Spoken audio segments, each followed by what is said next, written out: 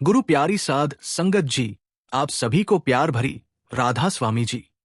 संगत जी, आपका हमारे चैनल में स्वागत है। राधा स्वामी जी एक भाई था जो सदगुरु में पूरी श्रद्धा रखता था। उसका भजन सिमरन में गहरा मन लगता था। उसके पड़ोस में एक परिवार रहता था जो नॉनवेज का व्यवसाय करता था। अब वो पड़ोसी उस सत्संगी भाई से बहुत परेशान रहते थे, क्योंकि वो भाई रोज सुबह ठीक 2 बजे उठता, पहले अपने घर का हलचल करता, फिर स्नान करता और उसके बाद भजन सिमरन में बैठ जाता। उसकी हर सुबह की गतिविधि, जैसे नल चलाना या पानी भरना, उन पड़ोसियों को साफ सुनाई देती थी। क्योंकि दीवार ज्यादा ऊंची नहीं थी, ये रोज की आवाजें उनके सुकून में खलल डालती थी और इसी कारण वो उस सत्संगी भाई से खफा रहते थे। अब जब भी सुबह होती और सत्संगी भाई बाहर निकलता तो वो पड़ोसी एक ही बात उसे सत्संगी भाई से कहता कि भाई, तूने तो पता नहीं कौन सा मालिक नीचे उतार लेना है। तूने तो लगता है सारा कुछ यही पा लेना है, पर हमारी नींद क्यों खराब करते हो? नल मत चलाया करो, टंकी के पानी से नहा लिया करो। हमें क्यों बेईमान करते हो? हमारी भी नींद खुल जाती है। तो सत्संगी भाई मुस्कुराकर एक ही बात कह देता था कि भाई, अगर तुम्हारी नींद खुल जाती है तो तुम भी मालिक को याद कर लिया करो। ये बात कहकर सत्संगी भाई वहां से चला जाता है और वह जो पड़ोसी भाई है वो उस भाई का मजाक बनाने लगता है। कहने लगता है, इसको मैंने कितनी बार कहा है पर इसको समझ नहीं आएगा, लगता है दीवार ही ऊंची करनी पड़ेगी। इसको समझाना बिल्कुल नामुमकिन है। अब जब भी वो पड़ोसी भाई अपने दोस्तों में बैठता था, तब भी सत्संगी भाई का मजाक बनाता था कि भाई ना तो ये सोता है और ना ही दूसरों को सोने देता है, पता नहीं क्या करता रहता है। एक चद्दर लपेट कर बैठ जाता है, एक ही इसका ठिकाना है, वहीं पर ये बैठता है और सुबह ही नल चलाने लगता है। अब वो जो उस भाई के दोस्त थे, वो भी इस चीज का मजाक बनाने लगे कि ये तो बात तुम बिल्कुल सही कह रहे हो। ऐसे ही दिन बीतते गए। एक दिन वो जो पड़ोसी भाई था फिर से अपने दोस्तों में बैठा हुआ था और क्या देखता है कि सत्संगी भाई उधर को ही आ रहे हैं। वो पड़ोसी अपने दोस्तों से कहने लगा कि देखो आ रहा है, ये ना तो ये इधर देखता है ना उधर देखता है। आगे चाहे इसके ठोकर लग जाए, पीछे से चाहे इसे कोई मार कर चला जाए, पर ये अपनी ही धुन में रहता है। अब जो उसके दोस्त थे उन्होंने भी ये रट लगा ली थी। वो भी कहने लगे, हाँ, ये तो परमात्मा को ही नीचे ले आएगा, इसे तो वही बचाएगा। अब वही जो सत्संगी भाई था उसी तरफ जा रहा था। उस सत्संगी भाई ने इशारे से उसे पड़ोसी भाई को अपने पास बुलाया। जब पास बुलाया तो पड़ोसी भाई सोचने लगा कि ये मुझे क्यों बुला रहा है, चलो सुनकर आते हैं। जब पड़ोसी भाई उस सत्संगी भाई के पास गया तो सत्संगी भाई उस भाई से कहने लगा कि भाई, जिस महफिल में तुम रह रहे हो और जो तुम मेरा मजाक बना रहे हो, ये एक दिन तुम्हारा मजाक बनाएंगे और जिनके साथ तुम उठते बैठते हो, ये तुम्हारा बिल्कुल भी साथ नहीं देंगे जब तुम्हें कभी जरूरत होगी। वो पड़ोसी भाई कहने लगा कि ये बातें तुम मुझसे क्यों कह रहे हो? मुझे किसी की भी जरूरत नहीं पड़ेगी। मुझे मालिक ने बहुत दिया है। मेरा जो नॉनवेज का काम है वो इतना चल रहा है, मुझे किसी की क्या परवाह है? तुम मुझे ये बातें क्यों कह रहे हो? तो वो सत्संगी भाई कहने लगा, आज से 13 दिन बाद तुम्हारी आंखों में आंसू होंगे और जब तुम इन लोगों के पास जाओगे तो ये तुम्हारा साथ नहीं देंगे और तुम मेरे पास भी आओगे तो वह पड़ोसी भाई कहने लगा, ऐसा क्या हो जाएगा 13 दिन में कि मुझे इनकी जरूरत पड़ेगी? ऐसा कुछ नहीं होगा, जाओ तुम अपने सदगुरु का ध्यान करो, वो तुम्हारा भला करेंगे, हमें तो आज तक खरोच भी नहीं आई। ये बात कहकर वो पड़ोसी भाई वहां से चला गया। समय बीतता गया। जब 11वां दिन हुआ तो उस पड़ोसी भाई की बेटे की तबीयत खराब हो गई। तबीयत इतनी ज्यादा खराब हो गई कि उस बच्चे को कुछ पता भी नहीं रहा था। जब हॉस्पिटल में लेकर गए तो डॉक्टरों ने इलाज किया, कोई भी दवाई काम नहीं कर रही थी। अब वो जो भाई था वो कहने लगा कि जितना भी पैसा डॉक्टर साहब लगता है आप लगाओ, पर मेरे बच्चे को बचा लो। डॉक्टर कहने लगे, हम पूरी कोशिश कर रहे हैं पर बच्चे को कुछ भी बच नहीं रहा, इसको कुछ हजम ही नहीं हो रहा। हम तो पूरी कोशिश जरूर करेंगे पर इतने पैसे की और जरूरत है, तुम जल्दी से जल्दी इतने पैसे इकट्ठे कर कर ले आओ। वो पड़ोसी भाई कहने लगा कि आप चिंता मत करो, 12वां दिन हो गया। अब वो भाई ने क्या किया, अपने जो भी यार दोस्त थे उनके पास गया, जिनके पास वो भाई बैठता था उन सभी के पास गया। सबने ना करते कि हम कहां से पैसा लेकर आएंगे, जितना पैसा तुम मांग रहे हो हमारे पास नहीं है। किसी ने भी उस भाई का साथ नहीं दिया। 12वां दिन हो गया पूरा, लेकिन पैसे का कोई भी इंतजाम नहीं हुआ। जब 13वां दिन हुआ, बच्चे की हालत इतनी ज्यादा गंभीर हो गई कि डॉक्टर भी डर चुके थे। और उन्होंने कहा कि अब तो मालिक ही कुछ कर सकता है, पैसे का इंतजाम हुआ है कि नहीं। वो भाई कहने लगा, आप पैसे की चिंता मत करो, हमारे बच्चे को बचाओ। डॉक्टर जो थे अपना ट्रीटमेंट उन्होंने शुरू कर दिया। अब उस भाई ने सोचा कि अब एक ही रास्ता बचा है, सत्संगी भाई का काम अच्छा है, क्यों ना उसी के पास जाऊं, क्या पता मेरी कोई मदद कर दे।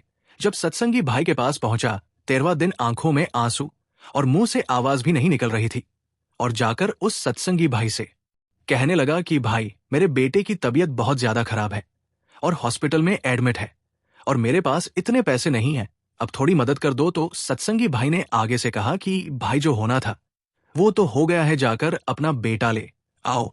जब ये बात उस भाई ने सुनी तो उसने भाई को सत्संगी भाई पर बहुत ज्यादा क्रोध आया और वहां से आते हुए कहने लगा कि अगर पैसे नहीं देने तो मत दीजिए, पर यह कौन सी बात है कि अब तो कुछ नहीं होगा, जाकर अपना बेटा ले आओ। सत्संगी भाई ने कोई जवाब नहीं दिया। जब वो पड़ोसी भाई हॉस्पिटल में पहुंचा तो क्या देखता है कि उसका जो बेटा था वो इस दुनिया में ही नहीं रहा, उसके श्वास निकल गए। इस चीज को वो भाई सहन ही नहीं कर पाया और डॉक्टरों से कहने लगा, आप कुछ भी करो पर मेरे बच्चे को जिंदा करो। डॉक्टरों ने कहा कि ये हमारे हाथों में ही नहीं, जो होना था वो हो गया। और वहां से अपने बच्चे की अर्थी को लेकर घर आ गए। जब घर आए तो जो भी विधि विधान थे वो सारे हुए हो गया। वो सत्संगी भाई भी सारे विधि विधान पर उनके घर पहुंचे थे। जब सारा कुछ हो गया तो एक दिन वो पड़ोसी भाई बैठा था और अपने बच्चे को याद कर रहा था कि तू कहां चला गया, 2 दिन में ही मेरा सारा कुछ लुट गया। तब उसे एक बात याद आई कि मुझे ये बात समझ में नहीं आया कि वो जो सत्संगी भाई है, पहले तो उसने मुझे कहा था कि 13 दिन में तुम्हारी आंखों में आंसू होंगे, वो भी बात सच हो गई। और जब मैं उसके पास गया मदद के लिए, तब भी उस भाई ने कहा कि अब तो सब कुछ हो गया है, जाकर अपने बेटे को ले आओ। और मैंने उस समय सत्संगी भाई को बहुत गलत बोला। ऐसी कौन सी ताकत है जो उन्हें पहले ही पता लग गई थी, पर उन्होंने मुझे कुछ पहले क्यों नहीं बताया। ये बातें वो भाई सोच रहा था। मन बहुत ज्यादा दुखी था और दुखी मन से ही वो भाई उस सत्संगी भाई के पास पहुंच गया और जाकर अपना दर्द उसके भाई को सुनाने लगा। और आंखों में आंसू तो सत्संगी भाई कहने लगा, क्यों रो रहे हो? जब तुम इतने जीवों की हत्या करते थे वो भी ऐसे ही रोते थे। जब तुम जिंदे जीवों को काटते थे और तुमने उनका एक बिजनेस बनाया हुआ था, तुम कहते थे हमारी ये रोजी रोटी है, पर तुम्हें उस समय उनकी चीखें नहीं सुनाई देती थी, उनके आंसू नहीं दिखाई देते थे, वो भी ऐसे ही रोते थे। तुमने तो पता नहीं कितने जीवों की हत्या की है, तुम्हारा घर का एक ही जीव गया है और तेरी हालत बेहाल हो चुकी है, तुझे कुछ समझ में ही नहीं आ रहा। तब आता था वो भाई कहने लगा कि मुझे इन बातों का कुछ भी समझ में नहीं आ रहा, बस मैं एक बात पूछना चाहता हूं आपसे, अगर आपको सब कुछ पता था तो आपने पहले क्यों नहीं बताया? तो सत्संगी भाई कहने लगा, अगर मैं तुम्हें पहले बता देता, तुम तो मुझे वैसे ही अच्छा नहीं समझते थे, तो क्या तुम मुझे बर्दाश्त करते? तुम्हारे बेटे की मौत आने से पहले तो तुम मुझे मार देते। ये बातें किसी को बताई नहीं जाती, ना ही समझाई जाती है। मैंने तो तुम्हें बहुत बार समझाने की कोशिश की थी, पर तुम मेरा ही मजाक बना देते थे। अब भी तुम्हारे पास टाइम है, ये जो तुम जीव हत्या करते हो अभी भी समझ जाओ, छोड़ दो ये काम और मालिक को दिखाना शुरू करो, उसी में से तुम्हें मदद मिलेगी। और ये जो तुम्हारे आंसू हैं ये भी धीरे धीरे खत्म हो जाएंगे। जिसको जाना था वो तो चला गया, और वो जिस जगह गया है वहां बहुत खुश है। जब जीव यहां से जाता है तो यहां पर जो लोग होते हैं वो रोते हैं, और जब वहां जीव पहुंचता है वहां जो रूहें होती है, और जिस दरगाह में वो जाकर बैठ जाता है वहां खुशियां ही खुशियां होती है। और तुम चिंता मत करो, उसे जहां जाना था वो चला गया। उस दिन से भाई ने अपना जो नॉनवेज का काम था वो छोड़ दिया और अपना कोई और काम करने लगा, पर मन बहुत उदास रहता था कि एक ही बेटा था, वो भी इस दुनिया में नहीं रहा। अब हम किसके सहारे जिएंगे? तो हमेशा सत्संगी भाई के पास जाकर बैठ जाता था, आंखों में आंसू होते थे और यही बात कहता था, भाई मैं क्या करूंगा अकेला, कुछ तो बताओ मुझे। तो सत्संगी भाई ने कहा कि तुम भी सत्संग सुना करो, सद्गुरु से भजन सिमरन ले लो, मन में बहुत ही शांति आएगी, मालिक अपने आप सारे काम संवारेगा, बीती बातों को भूल जाओ। तो उस भाई ने उस समय सत्संगी भाई से माफी मांगी और कहने लगा कि भाई तुम तो जिस सद्गुरु को मानते हो ना, वो बहुत ही ज्यादा व्यस्त है, तुम्हारा तो भजन सिमर ही बहुत है, तुम्हें तो सब पता है, आने वाले टाइम का भी पता है, मेरे भाई मुझे माफ कर दो, मैं आज तक आपका मजाक ही बनाता रहा। सत्संगी भाई ने कहा, मैं कभी तुमसे नाराज ही नहीं था, पर आज मुझे खुशी है कि तुम भी एक सद्गुरु की प्यारी रूह बन गए।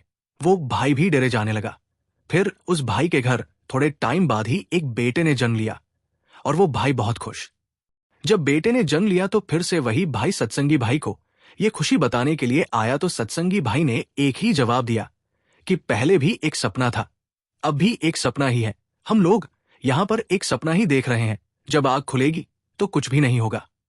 बहुत अच्छी बात है कि मालिक ने तुम्हारे घर बेटा दिया है, पर इन खुशियों में ही मत रह जाना, आगे बढ़ो। जो सद्गुरु ने तुम्हें भजन सिमरन दिया है उसे नियम से करो। फिर वो भाई अपना भजन सिमरन बड़े नियम से करने लगा और वो भी सद्गुरु का हो गया। साध संगत जी, इसी के साथ हम आपसे विदा लेते हैं। संगत जी, वीडियो को समाप्त करने से पहले एक विनती है, कृपया वीडियो के कमेंट बॉक्स में राधा स्वामी जरूर लिखें और अपने शहर का नाम जरूर लिखें और वीडियो को लाइक करना ना भूलें। और कल फिर मिलते हैं।